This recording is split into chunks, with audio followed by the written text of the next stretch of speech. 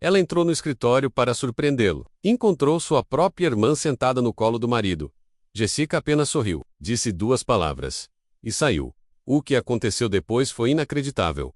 A porta do escritório de Michael estava o bastante para que um feixe de luz dourada do fim da tarde atravessasse o corredor silencioso do 18º andar em Seattle. A luz cintilava como um presságio sobre a placa de vidro que dizia Bennett Co. em letras elegantes. Lauren parou por um instante. O ar-condicionado zumbia, mas não impediu o calor que subia por sua pele. Um pressentimento que ela ainda não sabia nomear. Nas mãos, ela segurava uma pequena caixa de veludo preto. Dentro dela, o relógio que Michael vinha desejando há meses. Um presente surpresa para o aniversário de casamento deles, que seria na próxima semana.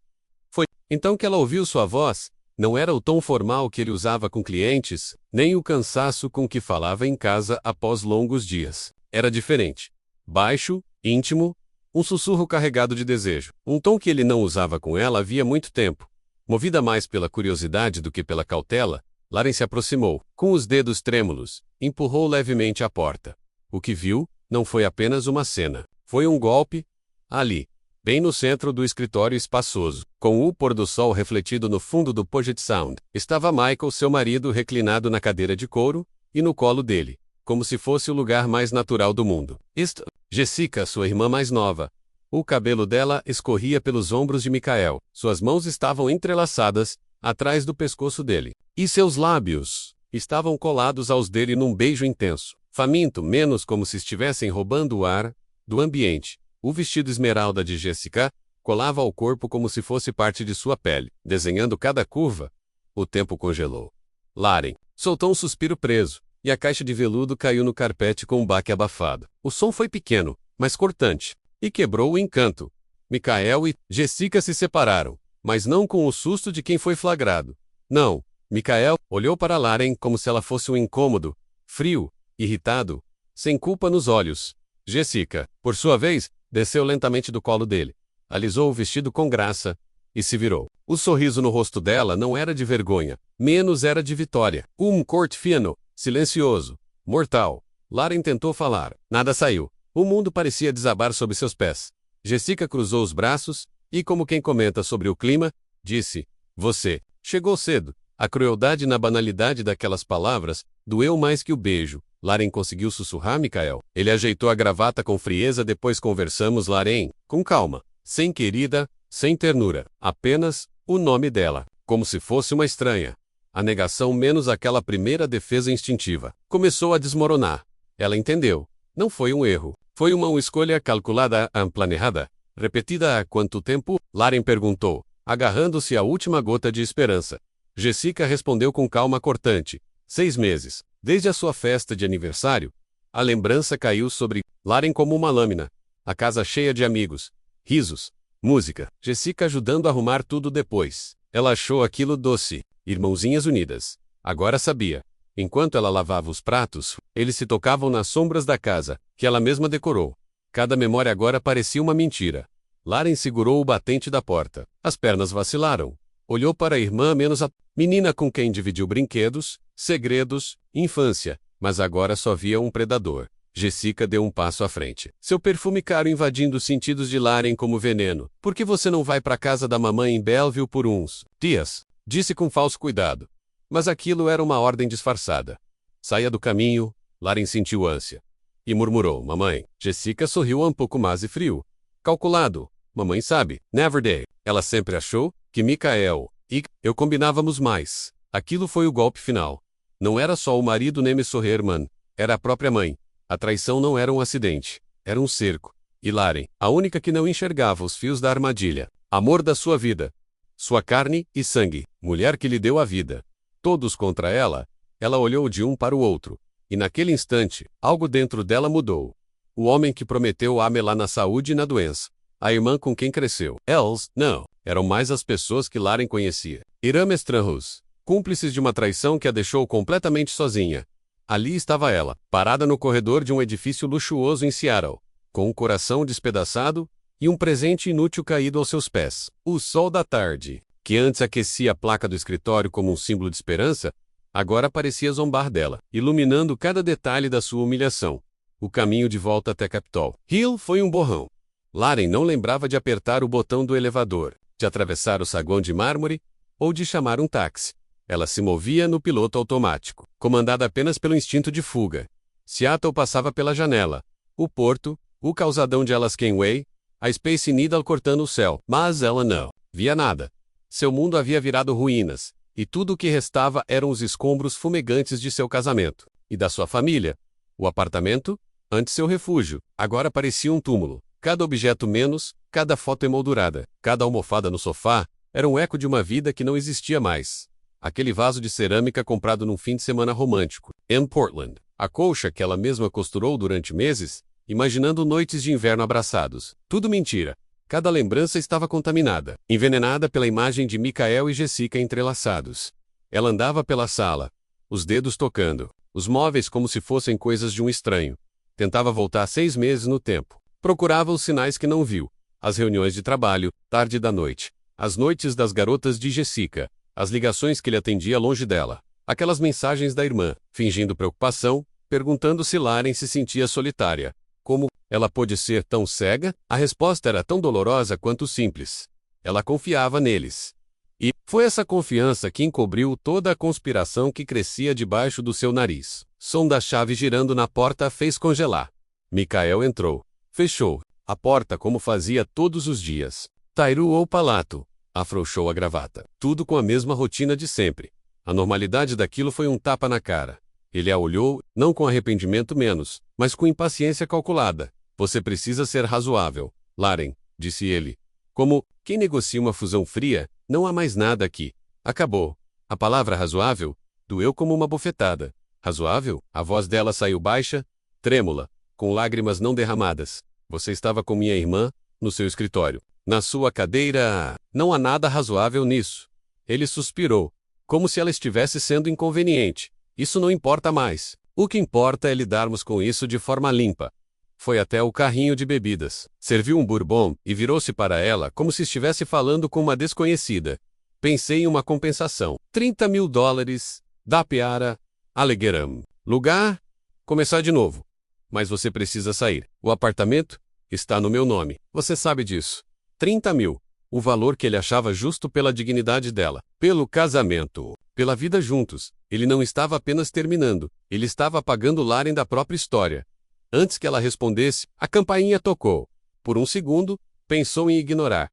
Mas algo dentro dela menos sombrio, cansado de fugir menos a levou. Até a porta, era Jessica, com uma garrafa de vinho caro na mão. E, um sorriso ensaiado de falsa empatia, achei que você precisasse de uma amiga, disse ela, tentando entrar. Laren bloqueou a passagem com um corpo, uma amiga, Voca Atq. Pode me oferecer seu ombro depois de me apunhalar pelas costas? O sorriso de Jessica vacilou por um segundo. Não precisa ficar tão brava. Somos irmãs, insistiu com aquela voz melosa. A audácia era insuportável. Vinha com vinho, como se fosse uma cena de novela, um teatro doentio. Mas naquele instante, algo mudou. A dor ainda estava ali, viva, mas algo mais nasceu por baixo dela. Uma riva de lúcida mortal, lembrou de uma história antiga menos de uma amiga de Michael que ele descartou sem piedade. Lembrou de Jessica, em situações parecidas consolando amigas, só para tomar o lugar delas logo depois na Uerancosos. Isolados. Eram padrões, um método, um jogo. Eles eram predadores. E Laren, só mais uma presa. Mas agora ela via tudo com clareza. Eles não contavam com isso. Acreditavam que ela fosse desabar, aceitar qualquer migalha. Mas não. Ela não disse nada. Simplesmente fechou a porta na cara de Jessica e trancou. O clique da fechadura foi o som mais poderoso que já ouviu. Virou-se para Michael, que ergueu uma sobrancelha, surpreso, mas ela não estava mais frágil. Pela primeira vez, Laren sentiu o chão firme sob os pés. Eles traçaram tudo: o plano, a expulsão, a destruição da sua identidade. Mas não planejaram sua resistência. E é isso que ela vai entregar. A guerra não terminou. Ela acabou de começar na manhã seguinte. Laren acordou antes do amanhecer. Não dormiu. A noite foi uma avalanche de lembranças reviradas, frases não ditas e um coração dilacerado. Mas a fúria fria da noite anterior ainda queimava menos constante, como brasa viva entre as cinzas. Michael dormia no quarto de hóspedes. Já fazia semanas. Dissera que era por insônia. Mais uma mentira. Laren sentou-se à mesa da cozinha. Abriu o notebook e digitou. melhor advogada de direito de família Seattle. Vários nomes apareceram, mas um se destacou, citado em artigos, forns, entrevistas, doutora Elizabeth Harper. As descrições eram sempre as mesmas: implacável, brilhante, um tubarão no tribunal. Uma mulher escreveu num blog: ela não apenas luta por você, ela luta com você, e não entra para perder. Era exatamente isso que Lauren precisava. Não piedade, uma arma. Conseguir uma consulta de emergência foi difícil, mas a urgência em sua voz convenceu a secretária a enquexilar. No final da tarde, o escritório da doutora Harper não ficava numa torre, espelhada como a de Michael. E isso era um bom sinal. Era uma casa antiga e imponente em Queen Anne. Suas paredes espessas pareciam guardar segredos. O jardim, exuberante e silencioso, promete a privacidade àquele espaço, não exibia-o, que Kesau excelava poder. Doutora Elizabeth Harper era uma mulher nos seus 60 anos, com cabelos prateados presos em um coque impecável, e olhos escuros que pareciam enxergar a alma. Ela ouviu toda a história de Lauren sem interromper, sem demonstrar choque ou piedade. Apenas escuto. Atenta. Os dedos entrelaçados sobre a mesa de mogno. Quando Lauren terminou, a voz trêmula ao mencionar a oferta de $30.000, Harper permaneceu em silêncio por um longo momento. Então, falou menos com a voz calma, porém afiada como aço, Sra. Bennett, começou, firme: seu marido não está encerrando um casamento, ele está executando uma cláusula de saída, de um contrato que só ele escreveu. Você foi a sócia júnior num acordo em que pensava ser igual. A analogia era fria, corporativa menos, e perfeitamente adequada. Aquilo não era apenas uma traição. Era uma aquisição hostil. Lauren estremeceu. O que eu posso fazer? Sussurrou. O apartamento, o carro, os investimentos. Tudo está no nome dele. Ele disse que era uma estratégia fiscal para me proteger da firma. E eu acreditei. Harper esboçou um sorriso irônico. Sem humor. Essa estratégia fiscal é o truque mais antigo do Manual dos Infiéis. Ele nunca quis te proteger. Ele queria se proteger de você. Desde o início, mesmo que inconscientemente, ele já preparava sua saída. Ele te isolou financeiramente para garantir que, quando a hora chegasse, você não tivesse forças para lutar. Ela se inclinou, os olhos cravados nos de Lauren. Adultério não é mais crime em Washington, e raramente garante vantagens diretas no divórcio. Mas a forma como isso aconteceu, a humilhação pública, a conspiração com sua irmã, isso muda o jogo. Isso é sofrimento emocional grave, e pode ser cobrado na justiça. Harper se levantou e foi até a janela, observando o jardim silencioso. Ele te ofereceu 30.000 porque fez um cálculo, mediu seu conhecimento, sua dependência emocional, sua dor, e decidiu que esse era o preço para você desaparecer. Ela se virou, séria, mas ele errou feio. Subestimou você, e é com isso que vamos vencê-lo. Vamos provar à sociedade de fato o esforço conjunto para construir o patrimônio. Vamos documentar a humilhação, a colaboração da sua irmã, a exclusão calculada. Vamos transformar a estratégia fiscal dele no pior pesadelo jurídico que ele já viu. Pela primeira vez em dias, Lauren sentiu poder, não vingança, justiça, a reconquista do seu valor. Agora a pergunta é simples, Lauren, disse Harper, usando seu primeiro nome pela primeira vez, como quem sela uma aliança. Esqueça os 30.000. Esqueça o que ele acha que você merece. O que você quer? A pergunta pairou no ar menos carregada de possibilidade. Lauren não queria apenas o que era seu por direito, ela queria que eles entendessem o peso do que fizeram, não através do sofrimento, mas da responsabilidade. Ao sair do escritório de Harper, o céu já estava escuro, salpicado de estrelas. Lauren respirou o ar frio da noite. Ela tinha um plano. Ela tinha uma aliada. A mulher que entrou naquela casa tremendo não era a mesma que descia as colinas de Queen Anne. Agora, ela era uma lutadora e estava pronta para a guerra. A primeira notificação judicial caiu como um trovão, entregue por um oficial na recepção da firma Bennett Cole. O envelope Manila destoava do luxo ao redor, mas o nome impresso em letras sóbrias selava seu impacto. Michael Bennett. Ele estava em reunião com os sócios sobre a nova filial em São Francisco, quando sua assistente entrou, pálida, nervosa. Era uma quebra de protocolo, e o olhar gélido dele deixou isso claro. Mas a insistência dela o fez pegar o envelope. Ao ler as primeiras linhas, o sangue sumiu do seu rosto. Não era um pedido amigável de divórcio. Era uma declaração de guerra. Solicitação de dissolução de união conjugal, reivindicação de divisão de bens, pensão compensatória e uma pesada indenização por danos emocionais. No final da página, um nome: Elizabeth Harper. O impacto foi visceral. Ele conhecia aquela assinatura. Todos os advogados de Seattle conheciam. Laren não contratou qualquer profissional. Ela contratou uma titã. O escândalo se espalhou, como fogo em mato seco, em um escritório de advocacia. Uma petição judicial é sangue na água. Recepcionista comentou com a assistente, que falou com um estagiário, que cochichou para um associado. Em poucas horas, o burburinho dominava os corredores. A esposa de Michael Bennett, menos a discreta Laren, estava processando-o. E nas entrelinhas, o motivo era evidente. A irmã dela, o drama era irresistível. Reputação de advogado de família confiável de Michael começava a desmoronar. A fúria dele era vulcânica. Ele ligou para Laren. A voz, um sussurro ameaçador. Você sabe. O que está fazendo, Laren? Harper? Tá tentando me destruir? Laren atendeu esperando a ligação. Respondeu com uma calma que surpreendeu até a si mesma, menos forjada na dor. Reforçada pela estratégia de Harper. Eu não comecei isso, Michael. Apenas estou respondendo. Você me ofereceu 30 mil e uma ordem de despejo. Estou formalizando minha contraproposta. Jessica, por outro lado, não ligou. Ela apareceu naquela mesma noite batendo com força na porta do apartamento, a ponto de tremer o batente. Laren abriu e viu o rosto da irmã tomado pela raiva. Você perdeu o juízo? Jessica rosnou, empurrando a porta. Quer destruir a vida dele? Nossa vida? Você tem ideia do que esse escândalo pode fazer com a reputação dele? Com a minha? A palavra nossa doeu mais do que um soco. Eles já se viam como um casal, uma unidade, e Laren era apenas o obstáculo a ser removido. Sua reputação? Laren repetiu. A voz cortante.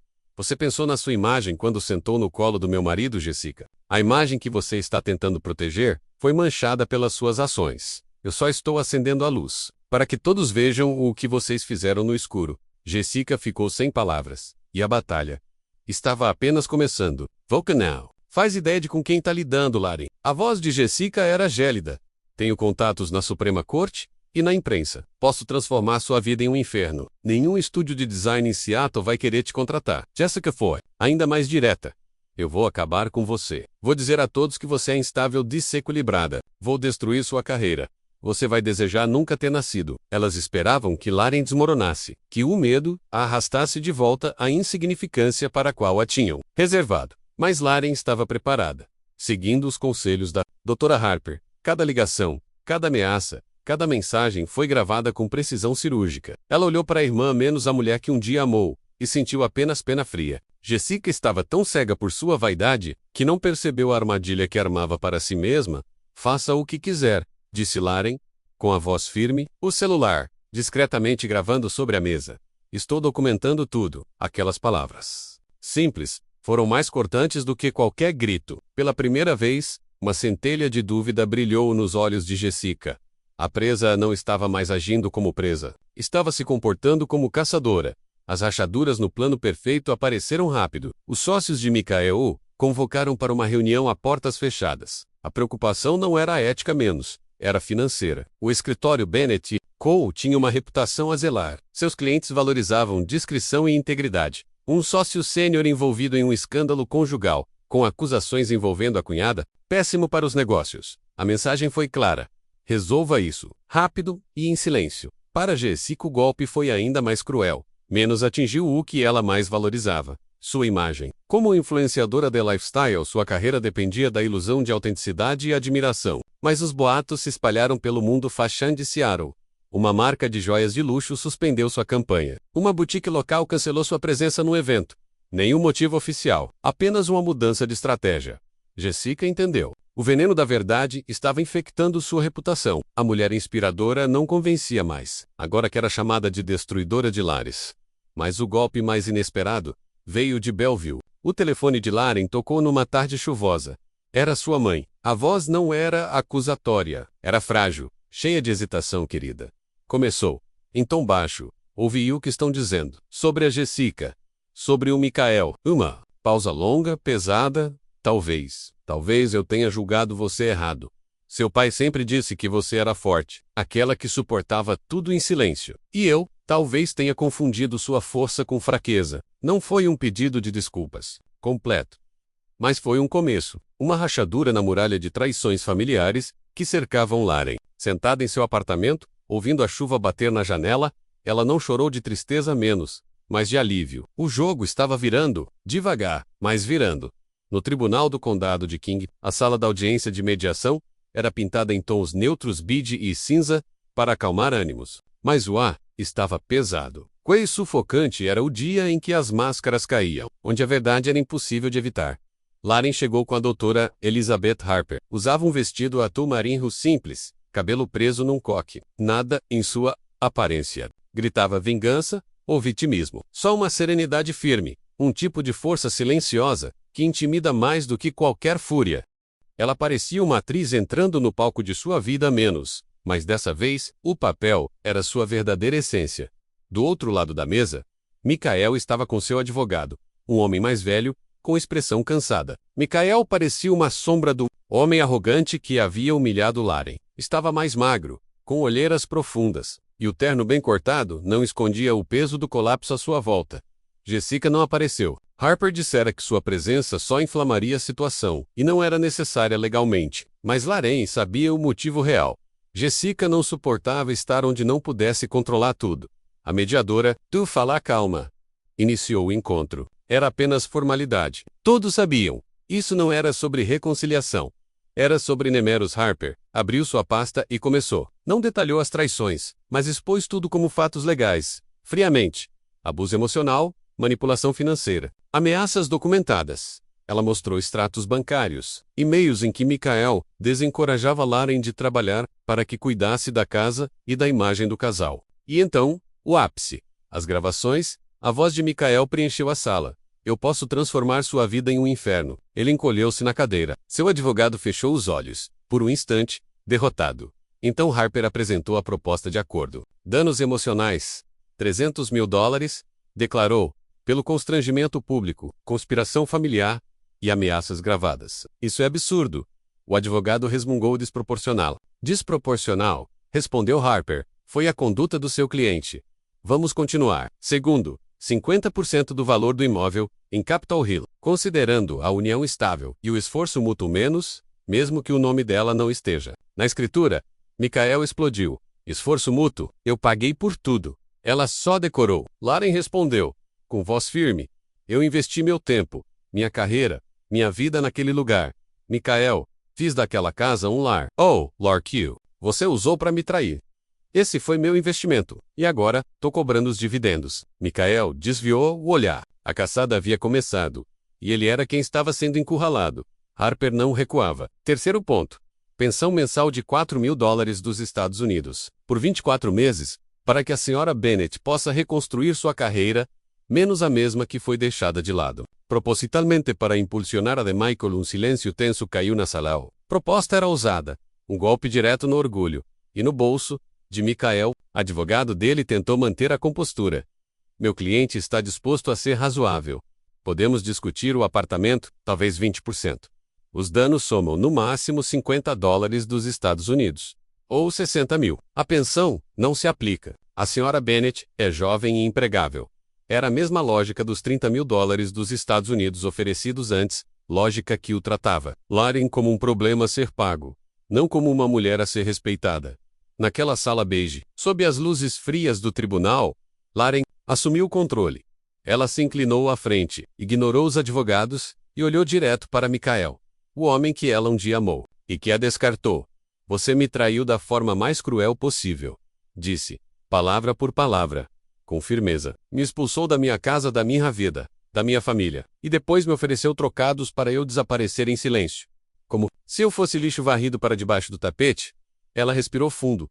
E agora, quando apresento a conta pelos estragos que você causou, você quer pechinchar o preço da minha dor? Pedir desconto pela minha dignidade? Pausa, cada palavra tinha peso. Isso não é uma negociação.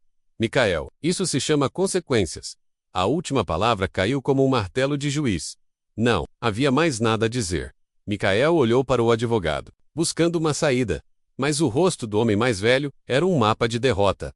Um julgamento público, com gravações, testemunhas e a reputação de Harper em jogo. Seria devastador. Custaria muito mais que o dinheiro que Lauren exigia. Custaria sua carreira, com um aceno quase imperceptível. Michael cedeu. O advogado suspirou e disse as palavras que encerraram a guerra. Vamos redigir os termos do acordo. Lauren não sentiu euforia. Não sentiu vingança. Sentiu apenas um alívio profundo, como uma nadadora que finalmente alcança a margem depois de sobreviver à tempestade. Ela havia enfrentado o monstro, e não foi consumida. Ela encarou o abismo, e foi o abismo que desviou o olhar naquele dia. A justiça não era cega. Ela tinha o rosto de Laren. Na terça-feira seguinte, com o sol brilhando, o valor do acordo caiu na conta de Laren. Os números menos cheios de zeros pareciam frios. Um depósito eletrônico, que não representava o verdadeiro custo emocional da dor vivida. Não houve festa. Apenas o som silencioso de uma nova fase se abrindo, com a ajuda paciente de uma corretora. Laren encontrou um apartamento em Fremont, menor que o antigo, mas com alma, janelas altas, árvores ao redor, e da varanda menos um vislumbre do Lago Union. Mais do que status. Aquele lugar prometia paz. Pela primeira vez em anos, ela se sentia Amy. Casa, decorou tudo com calma. Com objetos que contavam sua nova história, comprou livros, muitos, montou as prateleiras com as próprias mãos, plantou, cuidou, viu brotar, e sorriu. A liberdade financeira lhe deu espaço para repensar a carreira. Design gráfico corporativo já não fazia sentido. Ela queria algo com propósito. Foi então que, por meio de um amigo, conheceu a Rise Again, uma ONG de Seattle que oferece apoio legal e psicológico a mulheres que escaparam de relacionamentos abusivos, precisavam de uma nova identidade visual, materiais de divulgação, um site acolhedor. Laren se ofereceu como voluntária a menos e mergulhou no projeto com uma paixão que há anos não sentia. Ela não estava apenas criando logos, estava desenhando ferramentas de empoderamento. Ela entendia a linguagem visual do medo, da esperança, da resiliência. Sabia que a cor certa, a fonte certa, podiam dizer: você não está sozinha. Seu trabalho foi tão impactante que a organização não governamental a contratou como diretora de comunicação. Laren se tornou referência em design de impacto social. Sua história pessoal, contada com discrição, dava alma ao que ela criava. Ela não era só uma designer. Era uma sobrevivente. E estava abrindo caminho para tantas outras. Sua trajetória chamou a atenção de uma produtora que criava uma série para Hulu, Their Time. Cada episódio destacava uma mulher que transformou a dor em mudança. E agora, era a vez de Laren. O convite fez Laren hesitar. Expor sua dor mais profunda para milhões de pessoas parecia assustador. Mas, ao conversar com outras mulheres no grupo Levante-se Novamente, ela percebeu que sua história não era só dela. Ira do Muitos. O episódio foi gravado ao longo de semanas. Nele, Laren não se mostrou como uma vítima vingativa, mas como uma mulher que reaprendeu seu valor. O título dizia tudo. Minha irmã roubou meu marido, mas não a minha dignidade. Laren reconstruía sua nova vida com coragem e dignidade. A casa de cartas de Michael e Jessica desmoronava lentamente. A Ordem dos Advogados do Estado de Washington suspendeu a licença de Michael. Uma investigação interna, iniciada por um sócio que queria limpar o escritório, revelou uma conduta ética gravemente comprometida. Incapaz de continuar atuando como advogado, Michael acabou como auxiliar em um cartório no interior do condado de Snohomish, uma queda dolorosa para quem um dia quis dominar o cenário jurídico de Seattle. Sua arrogância deu lugar a um silêncio amargo. Jessica, por sua vez, descobriu que a infâmia dura mais que a fama. Seu nome virou sinônimo de traição nos círculos sociais e profissionais da cidade. Marcas romperam contratos. Amigos se afastaram. Os convites para eventos cessaram. O casal perfeito, que ela tentou construir sobre os escombros da irmã, não resistiu à pressão e ao rancor. Homem poderoso por quem ela se apaixonou desapareceu, substituído por alguém derrotado, que agora a culpava pela própria queda. A paixão virou acusações e desprezo. Meses após o acordo de divórcio, eles se separaram. O fim foi tão amargo quanto o começo. Jessica deixou Seattle, uma rainha exilada de seu próprio reino de aparências. Ela se mudou para Boise, onde ninguém a conhecia, assumindo um emprego modesto em uma agência de relações públicas, pequena, lidando com contas locais, uma vida anônima. O pior castigo para alguém que vivia de ser notada. Mas a reconstrução de Laren não foi só profissional, foi também profundamente pessoal.